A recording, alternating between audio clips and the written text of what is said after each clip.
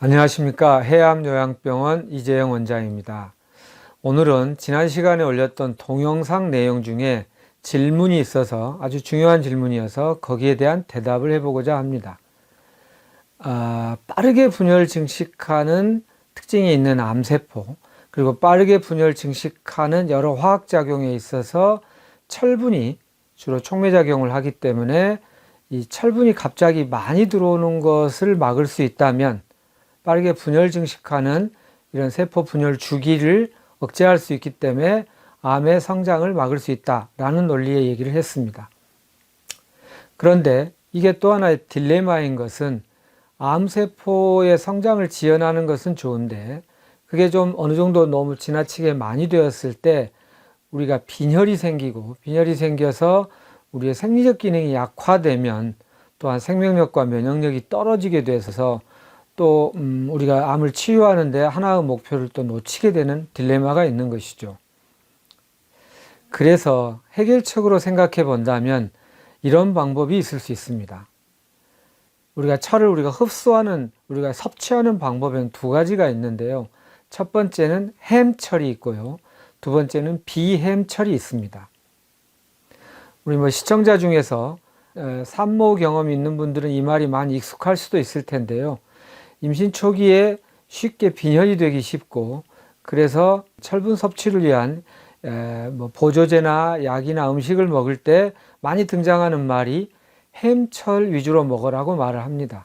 그 이유는 햄철은 흡수력이 7%에서 한 35% 정도 되고 또 쉽게 어려움 없이 아주 쉽게 빨리 흡수되는 장점이 있습니다.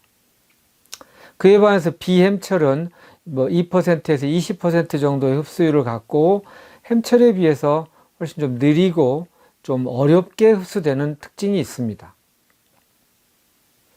임신 초기에 우리가 빠르게 분열 증식해서 배아가 빨리 세포수를 늘리기 위해서는 그 촉매작용으로 한 철분이 많이 필요하기 때문에 햄철을 먹는 것이 현명한 선택이겠지만 암치료는 그것과 반대로 가야 되는 것이죠.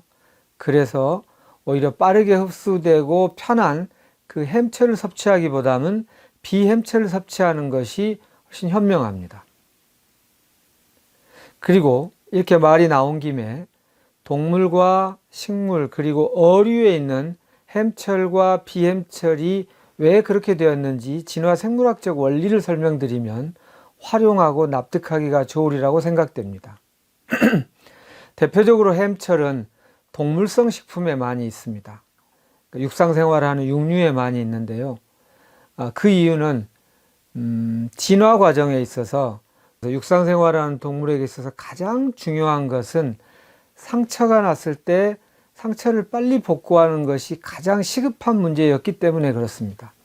그래서 제일 발달시킨 기능이 지혈하는 기능, 그리고 두 번째는 지혈한 다음에 세포가 수만 개, 수십만 개가 손상이 되면 그걸 빠른 속도로 복구하고 분열 증식하는 것이 필요하고 빠르게 분열 증식하려면 고기에 촉매작용을 하는 철이 빨리 흡수될 수 있는 것이 중요했던 것이죠. 그래서 햄철 위주로 본인의 유전자를 선택과 집중을 한 것입니다. 그에 비해서 어류하고 식물성에는 주로 비햄철이 많은데요. 어류는 상처 복구에 집중하기보다는 어류가 제일 곤혹스럽게 생각하는 것은 바닷물의 온도로 인한 얼어 죽는 것을 가장 두려워한다고 합니다. 그래서 어떻게 해서든지 본인 안에 있는 여러 물질들이 대사가 잘 이루어질 때 얼지 않는 게 중요합니다.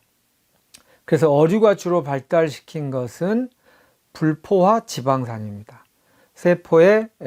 이 세포막을 만들어내는데 너무나 중요한 지질 중에서 그 지질 중에 그게 얼면 곤란하니까 불포화 지방산을 많이 만들었습니다.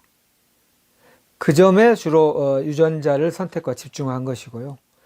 그 다음에 식물의 경우는 동물과 대단히 가장 큰 차이는 뭐냐면 움직일 수 없다는 것입니다. 식물이든 동물이든 작은 세균이나 바이러스나 박테리아나 이런 것에 대한 감염이 가장 두려운 부분인데요. 동물은 감염에 있는 곳에 가면 얼른 피할 수가 있습니다. 지금 저희가 코로나 바이러스 때문에 사회적 거리를 두고 감염이 많이 있는 곳을 우리가 피하면서 하듯이 말이죠.